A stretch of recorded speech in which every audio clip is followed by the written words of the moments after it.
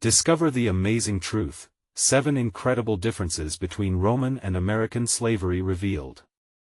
In the heart of Maplewood, beneath the warming embrace of summer sun, Sarah felt the weight of the world pressing down on her shoulders. Every morning at the local diner, she served pancakes and coffee with a smile, but behind those gritted teeth lay worries that threatened to overwhelm her. 2 jobs, one at the diner, the other at the supermarket, were rarely enough to cover rent, let alone provide for her 8-year-old son, Max, and 6-year-old daughter, Lily. When Max came home with tears in his eyes, humiliated by classmates who teased him for being one of the poor kids, Sarah's heart shattered, piece by piece. That burst of resolve she felt inside? It ignited into an intense fire. "Max, you know what they say isn't true, right?" she whispered, arms around him, feeling his small frame shake against her chest. "We're not poor. We're just differently rich." The irony of their situation slammed into her. Wasn't the American dream supposed to be within reach for all? Yet, here they were caught in a cycle of financial stress, longing for truths buried beneath tradition. It all started at a town hall meeting when the Historical Society announced an upcoming exhibition that would trace the uncomfortable parallels between Roman and American slavery. As Sarah listened to neighbors spar over the merits of the topic, the laughter and warmth of her town faded into something steely, almost cold. Some called it offensive, others, necessary. Just a whisper, like wind brushing the trees, a sense of disconnect creeping through the room. Facing her own past, Sarah couldn't shake the memories of late-night conversations with her estranged father. A war veteran who had worked hard to pull himself up, never understanding why his daughter sometimes needed more than just grit and resilience. What did he know about fighting for dreams on a budget so tight it choked out hope? She felt tied between worlds, one clamoring for justice in dialogue and the other bearing the bruises of economic struggle. Before we continue, I need to let you know about something important that's happening. YouTube has been making changes to the system and many people are losing notifications from channels they follow. If you're enjoying the content, hit that bell and mark all notifications so you don't miss the next videos. And if you can drop a like, it really helps me with reach. Seriously, it makes a difference. Oh, let me know in the comments where you're watching from. I'm always curious to know who's on the other side of the screen. Now let's continue. As the exhibition loomed closer, Sarah resolved to be a voice for herself and for Max. In quiet corners of her life, she gathered neighbors in living rooms where laughter once echoed freely. Conversations shifted from light banter to powerful disputes, as unsettling truths were unearthed, threatening to disturb the buried resentments of their community. On the exhibit opening night, the atmosphere was charged. A crowd swarmed the church hall, some eager, others hesitant. Sarah stood there, heart racing, feeling every eye on her. With the microphone nearly slipping from her grip, she wondered, could their struggles rewrite the narrative of history? But in gripping silence, the questions tightened. Could a simple discussion in a small town hall reshape hard-held beliefs? As she prepared to speak, the air thickened. The past and present danced precariously, waiting for her words to plunge them into uncharted territory. Would she summon courage, or would fear of offending old friends whip her back to inaction? At that moment, they all held their breaths, teetering on the edge of something deeply transformative. The room fell silent as Sarah adjusted the microphone, its cold metal feeling foreign against her palm. Her heart thundered in her chest, matching the rhythmic pulse of anticipation hanging in the air. Every pair of eyes felt like they were drilling into her, demanding. The ghosts of her past loomed behind her, pulling at her resolve, as if reminding her of every setback, every moment of doubt. I just want to share something from my heart, she finally breathed, her voice shaking slightly. This exhibition isn't just about history. It's about us, our lives today. It's about understanding how far we've come and how far we still have to go. A soft murmur rippled through the crowd, some nodding slowly, while others exchanged glances filled with uncertainty. Sarah caught sight of Mrs. Collins from the bakery, a woman she thought stood firmly in her corner, brows furrowing with skepticism as she shifted her weight from foot to foot. Drawing strength from Max's face, who watched in admiration, she pressed on. When we explore the darkness of our past, we shed light on the burdens we carry, she continued, feeling a surge of fire inside her. Those who lived in chains may not be with us, but we still bear the scars of economic struggle today. I know this pain firsthand, and I can't help but think of my kids, of their future. Lily's small hand found her leg and squeezed tightly. It was a small gesture, but it grounded Sarah amidst the whirlwind inside her. The challenges they faced at home and the voices of those who belittled Max flooded her mind.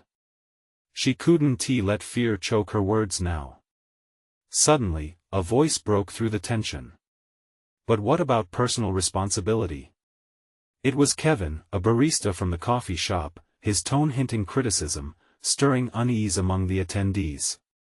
Sarah's heart sank but quickly filled that void with determination. Did they not understand her struggles? Of course, we each have our role, Sarah responded, her voice steadier. But personal responsibility without collective support can lead nowhere. How can we rise if we are not lifting each other up? The words came out strong, surprising even her. She caught glances of heads nodding, a flicker of understanding igniting in a few faces. Fear mingled with hope, and just as she thought she was making progress, someone shouted from the back. This is just pandering to victimhood.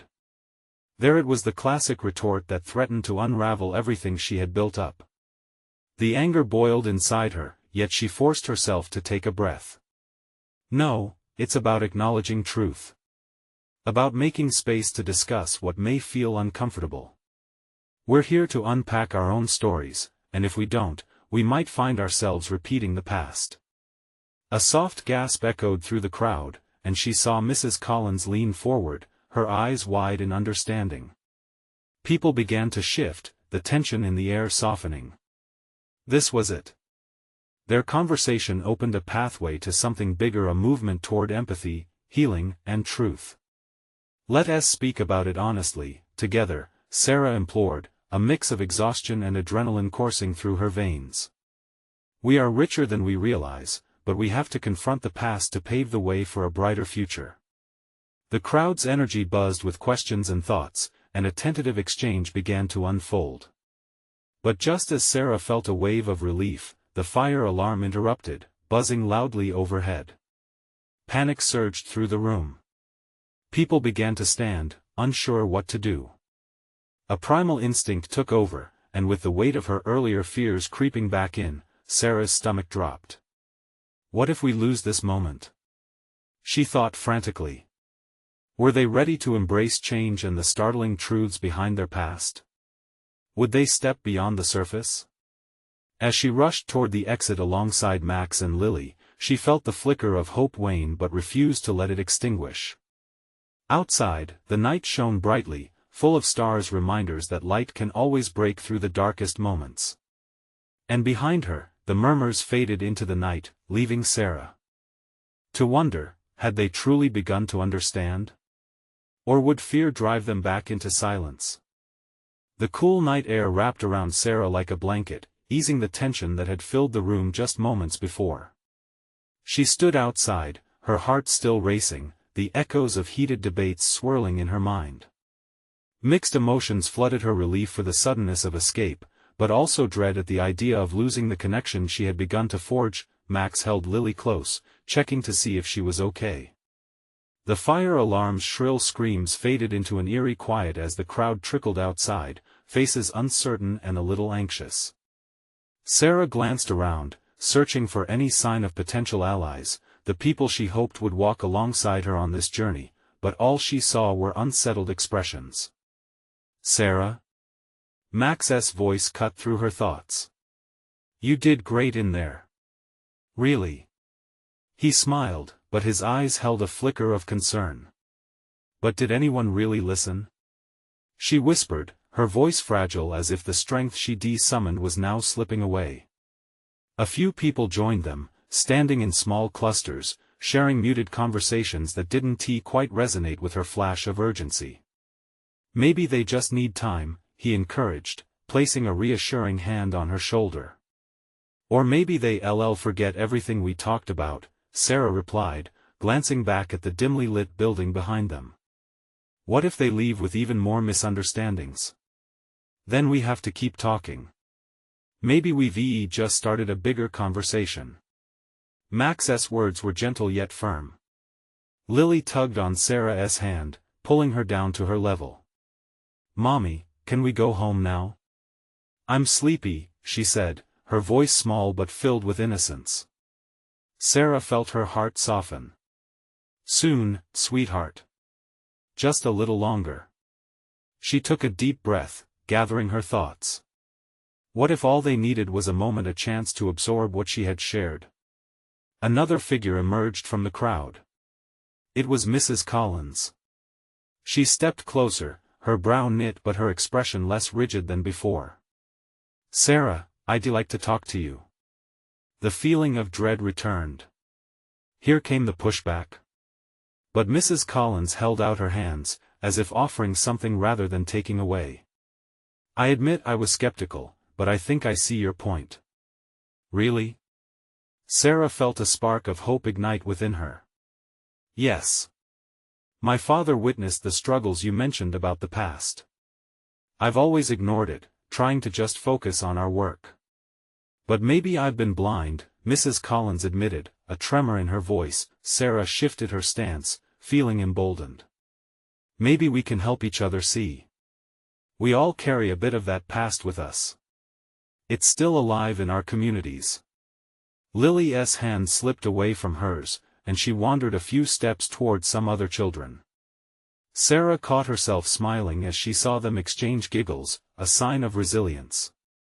The innocence of children could spark something new, another layer of hope in this fragile moment.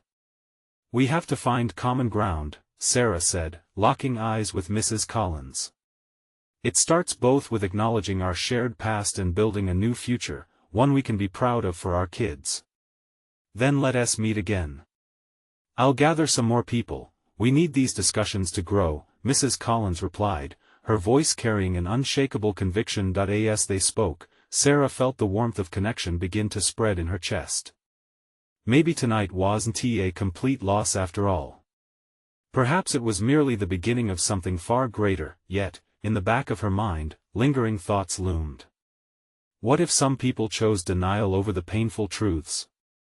What could she do to ensure the discussion continued? As she looked around at the faces now gathering close, determination filled her spirit. She needed to be the light, even when fear threatened to dim the hope in others. Can we gather again soon? She asked, feeling her heart quicken once more, not out of fear, but out of purpose. Yes, Mrs. Collins agreed, her expression resolute. We will. With the veil of night enveloping them and the whispers of change swirling in the air, Sarah felt an unmistakable shift. But as she turned to head home, the question echoed in her mind: was she truly ready for the battles to come? How far would she reach to keep this conversation alive? The next few days passed in a blur for Sarah. The promise of a follow-up meeting with Mrs. Collins lingered in her mind, but it did little to diminish the anxiety gnawing at her. Each moment felt like a ticking clock. With every tick, she felt the weight of responsibility grow heavier on her shoulders. She could hear her daughter playing in the next room, her laughter brightening the dim corners of Sarah's worries. Yet, for every giggle that bubbled up, there was a question lodged in Sarah's heart: how could she protect that innocence? How could she ensure their future would be brighter than the turbulent past they were trying to navigate? Mommy. Lily's voice interrupted her thoughts. Can we have cookies when you finish working? The sweet innocence of her daughter filled the room, and Sarah forced a smile, hoping it would reach her eyes. Of course, sweetheart. Just a few more minutes, she replied, trying to inject enthusiasm into her words. As Sarah busied herself with preparations for the meeting, she couldn't shake the knot in her stomach. Would they really come? Would the discussions turn into an echo chamber, or worse, end in denial? She took a deep breath and reminded herself that she wasn't alone in this. She had Max, Mrs. Collins, maybe even a small crowd rallying behind her cause. When the day of the meeting came, Sarah arrived early, her heart racing. The community center was a small building, its walls painted a faded green. She stood at the entrance, watching people trickle in, their expressions ranging from uncertainty to curiosity. Were they ready for this? Did they realize how necessary this was? "Hey there." Max greeted her with a warm smile, stepping up beside her. "You look ready to take on the world." He scanned the small group gathering outside. "A good crowd, huh? You've got this." Sarah nodded, trying to believe him. Together, they entered the building, which buzzed with the low hum of quiet conversations. It felt electric, filled with potential. Mrs. Collins arrived shortly after, her determined face cutting through the tension as she approached. "We're all here for a reason, right?" We've all agreed to listen, to be open, she addressed the growing circle of people. The room went silent, every eye glued to Sarah. She took a deep breath, remembering the hope she felt that night outside. "Thank you for being here. I know these discussions can be uncomfortable. They can expose truths we'd rather ignore. But that's how we build stronger connections." As she spoke, she could see the barriers drop little by little in the room. Even in the back, some people nodded along, signaling agreement. It was like a spark igniting, pushing the fear aside just for a moment. "Let us start by sharing our stories," Mrs. Collins suggested, her voice steady. "Let us look at our past and our present. We can't move forward unless we know where we came from." One by one, people began to share.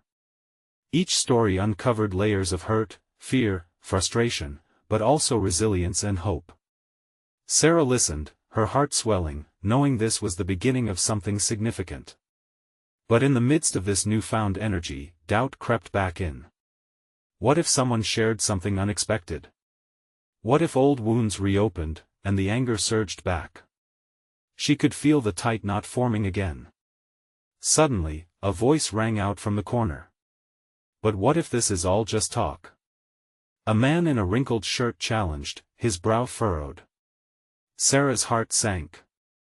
What if it changes nothing? That question hung in the air, heavy and ominous, poised to shatter their budding connection. Emotions shifted in the room, and as Sarah opened her mouth to respond, she realized the stakes were higher than ever. What could she say to keep everyone on this path of understanding? What if, after all this effort, it still wasn't enough? As silence enveloped them, Sarah took a step forward, the weight of their eyes upon her. The moment felt colossal, and she could choose to either quench the flames of possibility or fan them into a fire. "Maybe that's up to us," she began, her voice steady but low. To prove that the conversation matters, that we matter in a heartbeat, she knew what she had to say next could change everything. But was she ready for that? Would it resonate, or would it push them further apart? Together, we can find the courage to keep talking. But we have to listen. Will you listen? Just as she finished, a noise in the hallway caught her attention, pulling her gaze toward the door that had suddenly swung open. A stranger stepped in, disrupting the fragile balance they had built. "Sorry I'm late," he said, breathing heavily, his expression revealing urgency. "You need to hear this." What was coming? Sarah's heart raced again, both from fear and anticipation. Will this change everything or set them back? The stranger stepped further into the room, glancing around at the assembled faces. The collective gaze fixed on him, curiosity mixed with trepidation. "I know I shouldn't interrupt, but you all need to hear what I found."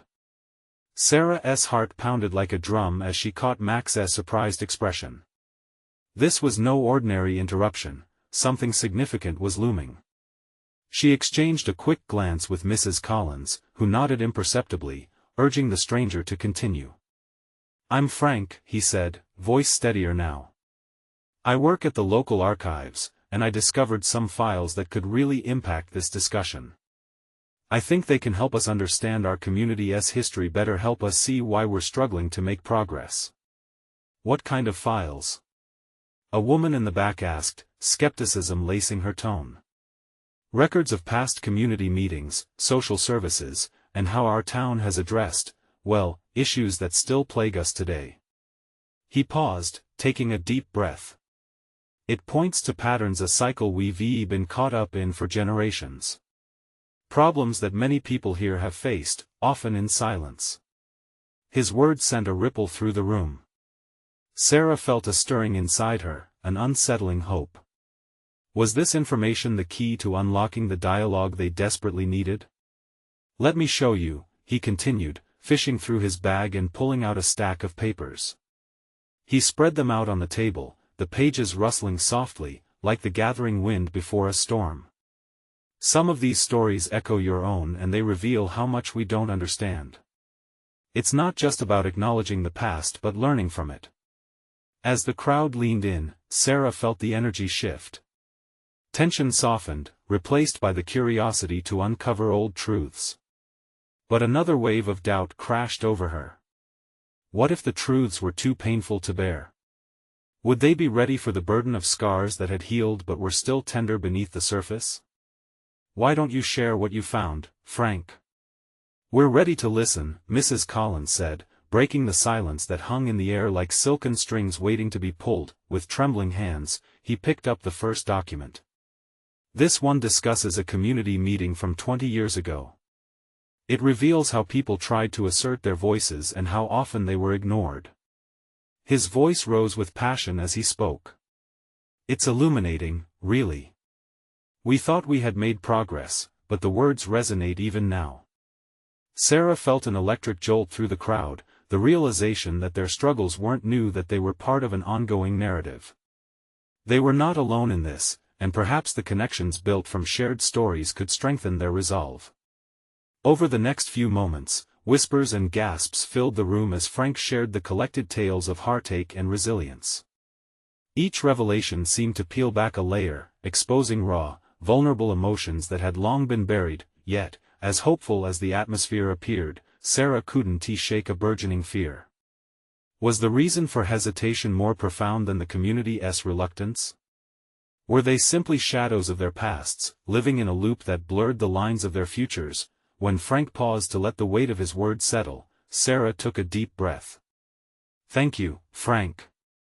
It's a lot to take in, she said quietly, measuring her words. But knowing our history is crucial. It's like holding up a mirror to ourselves. And this is just the beginning. With that, every face in the room turned to Sarah, filled with a mix of expectation and trepidation. We can't ignore the shadows, she continued, but what if we can break the cycle? What if we can write a new story together? As her voice trailed off, a stirring filled the room, resonating with unspoken fears and newfound hope. Frank's revelations captured their hearts, but it was Sarah's words, raw and vulnerable, that electrified them. Yet again, doubt pulled at the corners of Sarah's heart. Could they sustain the momentum? Could they face whatever darkness lay ahead? Just then, a sudden sound echoed outside, a clash, followed by raised voices. The unsettling disturbance threatened to fracture their fragile resolve. Did you hear that? Max whispered, his expression alarmed. What now? Sarah's heart fell into her stomach as she turned toward the door, a mix of determination and dread surging within her. Could they maintain their focus when shadows seemed ready to invade their light? What challenge awaited them behind that door? The clamor outside grew louder, a cacophony of voices rising like a storm. Sarah's instincts kicked in, she had to know what was happening. With a shared glance indicating her resolve, she nodded to Max, who met her gaze with equal parts support and apprehension. Stay here, she whispered to Mrs. Collins and the others, her voice barely rising above the chaos. I need to check it out. Just as she moved toward the door, Frank stepped in beside her. I'm coming with you, he asserted, a look of determination on his face that mirrored her own. It seemed they were both drawn, not just by the noise but by a fierce desire to protect what they were trying to build, the two stepped outside, the cool air brushing against them like a welcoming embrace, but the tension remained palpable. A group of townsfolk had gathered near the entrance, voices raised, some gesticulating animatedly. Sarah's heart raced again, worried now that whatever conflict they faced could derail the fragile hope brewing in the meeting room. "What is going on?" Sarah called out, trying to cut through the noise and reach the heart of the matter. A tall man, his brow furrowed and face flushed, looked back at her. Bill, an old neighbor. "It's the city council. They aim to shut down the community center again." His voice carried the weight of past defeats, echoing heartbreak and frustration. Sarah felt a knot form in her stomach. The community center wasn't just a building, it was a lifeblood for the residents, a hub where friendships bloomed and stories thrived. "What reason are they giving this time?" she pressed, unable to hide her disbelief. "They claim it's not sustainable," another woman replied, her eyes glistening with anger. "That it's wasting taxpayer money.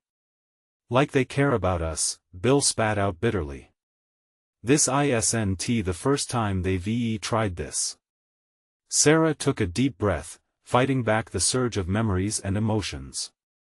This was exactly the kind of fight they had been discussing, one tied to their history, their resilience, and their determination to break the never-ending cycle. As the crowd continued to murmur, a sense of urgency ignited within Sarah. "Listen!"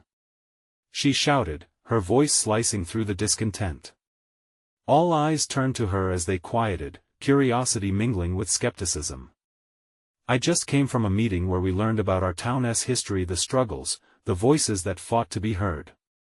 She paused, struggling to harness their energy, feeling the weight of expectations press against her. "If we fight together, if we unite our voices once more, we can show them we've learned from the past. We're not just shadows anymore. We want to be seen." The words hung in the air, and for a moment, hope twinkled like a distant star in each listener's eyes. A murmur rippled through the crowd, a spark ignited. "Yeah!" someone shouted from the back, emboldened by her sentiment. Others joined in, their voices growing stronger, but even with the swell of unity, a sinking feeling nudged at Sarah. Was this excitement a fleeting moment, or could they truly harness it into real change? Frank stepped forward, standing beside her with an unwavering presence. "They think we're divided, but we have each other. Every person's story matters. This is our time to stand." Sarah nodded, heart racing as she caught sight of the fire igniting in those around her.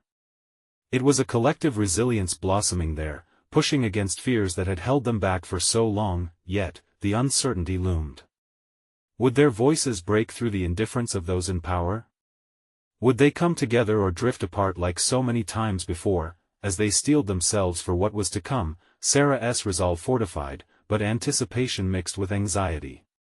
She knew this was just the beginning of their journey, a moment poised on the edge of something greater. Then a voice, cutting through the chorus of encouragement, echoed back from the crowd. "What if we fail?" The question settled like a stone in her stomach. Would they truly have what it took to face the fear of failure this time? Would they turn their dreams of community and connection into reality, or would the shadows of their past swallow them whole? The knot returned as she faced the crowd, determination and uncertainty locked in a delicate dance within her heart. What would they do next? The air hung thick with tension, the crowd's energy shifting between hope and fear. Sarah felt the weight of that question resonate in her chest, echoing the doubts that had plagued her for as long as she could remember. She searched the faces in the crowd, trying to find the right words to soothe their fear. "Look," she began, her voice steadying, "it's normal to be scared. We've been knocked down before. But every time we stood back up. We survived because we didn't let the fear of failure stop us." Behind her, Frank nodded, his confident demeanor radiating strength, encouraging those around them to lean into that collective energy. "Remember how we came together during the storm last year? We didn't back down then. We banded together, and we rebuilt." A flicker of recognition sparked amongst the group. They started to pull memories from their shared past, the community garden, the meals they cooked as a group, the laughter during neighborhood potlucks. Reminders of triumph mingled with their worries, a potent mix of resilience and hope, when a young woman stepped forward, her face renewed with resolve. I remember. We showed them our strength. We brought back the park. If we can do that, we can fight for the center. We can't let them take our home from us. The murmurs shifted to a growing wave of agreement, declarations of unity rising like a tide. Sarah felt hers and Frank's visions intertwining with the emerging voices.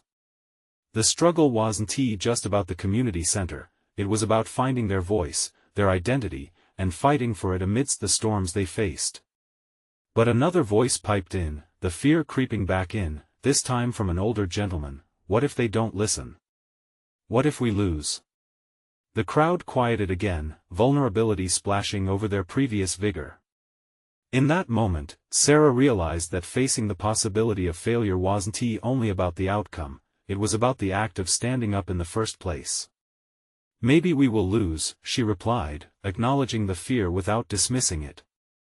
But I promise you this: if we don't try, that loss we'll regret forever. We have to speak up, we have to be seen.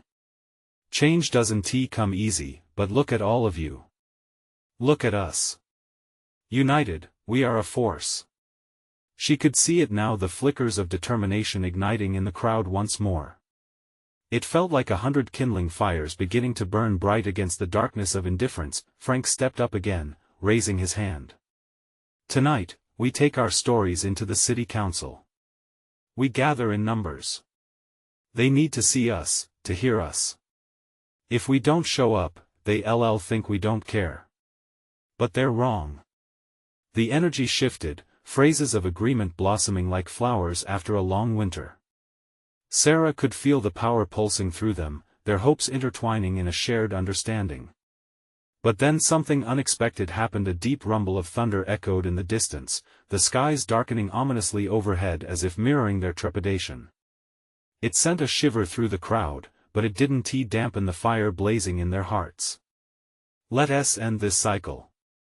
Sarah shouted, raising her fist in the air. We aren't just going to fight for the center, we're fighting for us, for our town.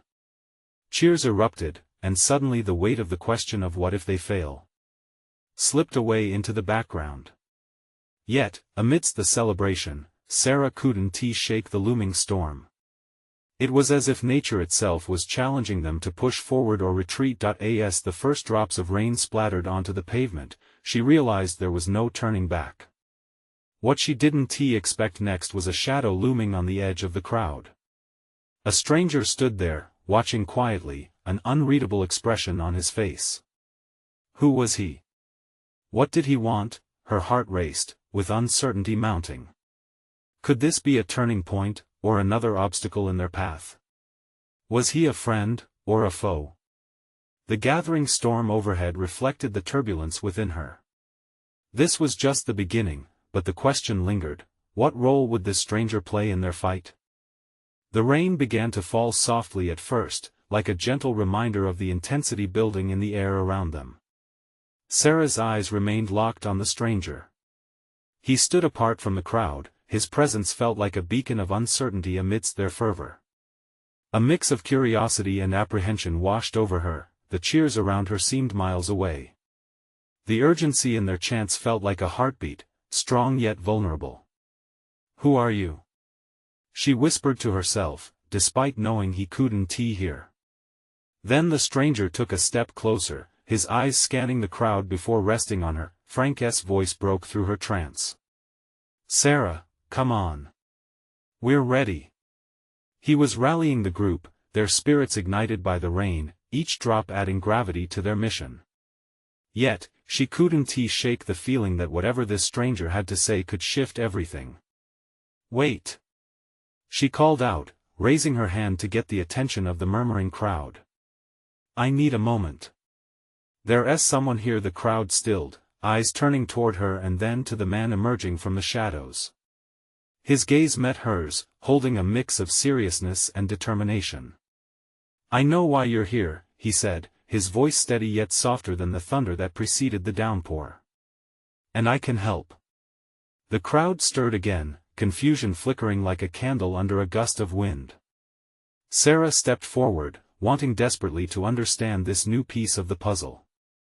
"Help with what?" she asked, her voice steadying. "There's more at stake than just the community center," he replied, taking another step toward her. "They're planning changes that could affect every part of your lives, and it's not just here. It's happening everywhere." A murmur of disbelief passed through the crowd, followed by a cascade of questions. "What do you mean?" someone called out. "Who are you?" He glanced around, sizing up the gathering, clearly feeling their collective anxiety. "I'm Jason," he said. "I used to be part of that system. I know how they operate. But together, we can make them listen." The rain began to pour more heavily, drenching the crowd, but all Sarah could focus on was Jason's words and the fire igniting in their eyes.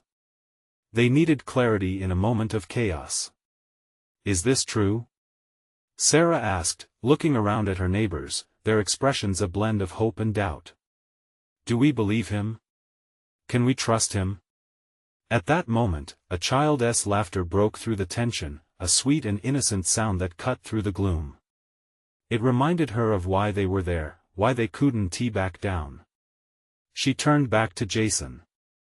"If what you say is true, what do we need to do?"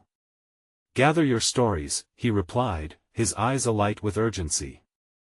"Everyone has to share how this fight affects them. Collect your voices. We need to show them we are real people with real lives, not just a statistic on a paper. Numbers don't speak, but together we become undeniable." Sarah felt the weight of his words settle in her chest. The room buzzed with energy again, the echoes of their shared fears and hopes rising to the surface.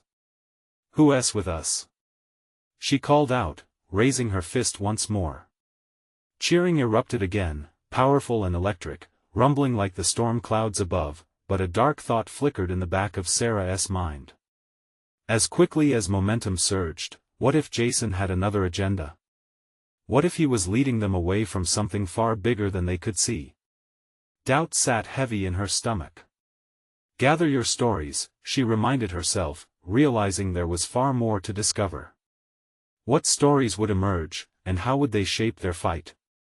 As the crowd surged forward, the storm settling into a steady downpour around them, Sarah felt a growing sense of clarity, mixed with uncertainty. They were just beginning to peel back the layers of the conflict. But what if digging deeper unveiled fears they hadn't even considered? With determination tightening inside her, she embraced the uncertainty ahead. This was at the moment where everything could change. But would they be ready for the truths that would come to light? The rain pounded harder now, a relentless reminder of the storm brewing both outside and within. Sarah stood with her fists clenched, the energy of the crowd swirling around her like a tide pulling her in different directions. Some faces shone with hope, spurred on by Jason's words, while others wore the heavy cloak of doubt. "Gather your stories," Jason urged again, his voice breaking through the chaos. "You know your community. You know your neighbors. Tell them how this will impact you personally. It's our greatest weapon." But as she shifted her stance, Sarah's mind raced. What if their stories weren't enough? What if sharing their truths only made them more vulnerable? Somewhere in the back of her mind, fears started to tangle with hope. It felt as though each individual story held a piece of resistance, but how would they combat the faceless power that sought to silence them? "Let us start small," she shouted, trying to anchor herself in the moment. "We could split into groups, share our experiences, and find common ground." A chorus of agreement rippled through the crowd, fracturing the tension. As faces lit up with the spark of collaboration, Sarah felt a flutter in her chest. Community was their strength, and perhaps they could make a real difference if they came together. The crowd began to disperse, forming small clusters. She spotted Frank with a group of familiar faces, their breath visible in the cool air. He gave her an encouraging nod, a reminder that they were all in this together. "Sarah, can I talk to you for a second?" A voice broke through her thoughts. It was Jason, stepping closer, eyes bright with resolve. "Yeah, what's up? I know you're worried," he said, lowering his voice as if to shield their conversation from prying ears. "But sharing our stories is just the beginning. It's not enough on its own." He hesitated, the weight of unspoken words hanging between them. "What do you mean?" "After the stories, we need to organize. We need to rally the people who will listen, the media, local leaders. We have to show them we won't be ignored." Her chest tightened. "But what if they go against us? What if we push too hard and it backfires?" Jason took a step back, giving her room to think. "You can't let fear hold you back. Standing up takes courage, but fear is the first thing they bank on. If they see us divided, they'll win." His words rang in her ears, echoing louder than the rain pounding down. Before she could respond, a shout came from the other side of the crowd, pulling both their attention. "Look! Over there!" A woman's voice rang out, pointing past the gathering. As Sarah turned, her heart jumped. A line of black SUVs had pulled up at the edge of the field. Figures began to pour out, wearing business suits that glimmered under the stormy sky. They looked powerful, determined, and ready for confrontation. "Who are they?" Sarah asked, her throat tightening. "Probably city officials," Jason answered, his eyes narrowing. "They must have gotten wind of what we're doing." A rush of adrenaline coursed through her. This was the moment to act. But what if their gathering had already drawn the ire of those in power? Sarah glanced back at the crowd. Some were still clustered in their groups, deep in conversation, while others were frozen, eyes wide, taking in the sight of the approaching delegation. "We need to stand firm," she said to Jason, urgency spurring her forward. "We can't let fear take over. We need a united front." "Absolutely," Jason affirmed. "But it starts now. We get our stories straight, and if they want to engage, we show them we're not just a crowd, we're a movement." As she nodded, determination surged within her. They had to be prepared for whatever came next. But just as the crowd began to shift, whispering plans of defense, a shout erupted from one of the approaching figures. "This gathering is illegal. You need to disperse immediately." The words cracked like thunder, sending shockwaves through the crowd. Here we go, Sarah thought, her heart racing. What would they do now? Would they stand their ground or retreat? The thunder of their own resistance echoed in her ears. Would they rise or would fear keep them shackled? The crowd shifted uneasily as the stern voice rang out, echoing the threat that loomed over them. Sarah felt the heat of determination countered by the chill of fear. She couldn't let that fear dictate their choices now. This was the moment they had prepared for, the culmination of all their stories, all their struggles. She took a deep breath, stepping forward once more, her heart thundering in her chest. "We're not going anywhere," she shouted, her voice cutting through the tension like a knife. "This is our home. We have the right to discuss what matters to us." A surge of energy buzzed from behind her, voices rising in unison. "We won't disperse." Like a chorus, echoing the collective spirit of resilience they had ignited. Jason stood beside her, fists clenched, radiating solidarity. There was no turning back now. The figures in suits stopped, taken aback by the unexpected tenacity of the crowd. One of them, a woman with sharp features and an assertive stance, stepped forward. "We're here to address complaints about this gathering," she said, attempting to regain control. "Complaints?" Sarah countered, her voice unwavering. "You mean the complaints of a system that has ignored us for too long? We're speaking up, and you can't silence us." She felt the connection with her neighbors strengthen, resolve woven among them like invisible threads binding their shared futures. More voices joined the chorus, sharing snippets of anger and experience, each one reinforcing the right to be heard. Finally, the woman raised her hands, a futile attempt to restore order. "You don't understand. You're gathering ISNT sanctioned. You're breaking the law. Then we'll change the law. Jason called out, leaning into the wave of camaraderie that surged around them. Let us show you how much we care about our community when given a chance. Fueled by an unstoppable force, the crowd pressed forward, the rain now a gentle reminder of their conviction. Sarah's heart swelled with pride. This was unity in action. She caught glimpses of familiar faces: Max, Lily, Mrs. Collins, all standing firm alongside her. With intentions collided, the confrontation shifted like a storm, but it wasn't over. The woman huffed in frustration. You're risking your safety. You need to understand the consequences. This is more than safety, it's about our future. Sarah responded, her voice ringing clear amid the storm. You were elected to hear us, not silence us. We could choose to scatter in fear, but choices define us, and we're choosing to stand together. Surrounded by nods of understanding, laughter even mingling with resolve, Sarah felt her words reverberate like a beacon. They had stepped into a space of courage, a movement committed to rewriting their story, not just in their town, but perhaps beyond that, too. Fine. The woman threw her hands into the air, frustration painting her reaction. Gather your stories, but if you want to change the tide, you'd better do it with facts. Data. We're reviewing all complaints, then let us be part of the process. Frank interjected, stepping forward, eyes ablaze with passion. We'll collect our stories, we'll analyze the effects on our lives. We demand to be part of the solution. What had started as a gathering of whispers transformed into a blazing declaration of purpose.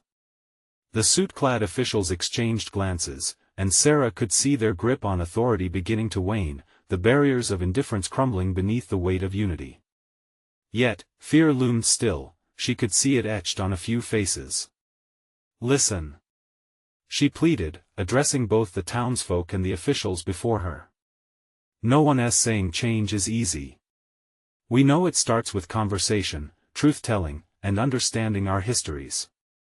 If we can't change with each other, how can we possibly move forward? After a heartbeat of silence, the tension shifted.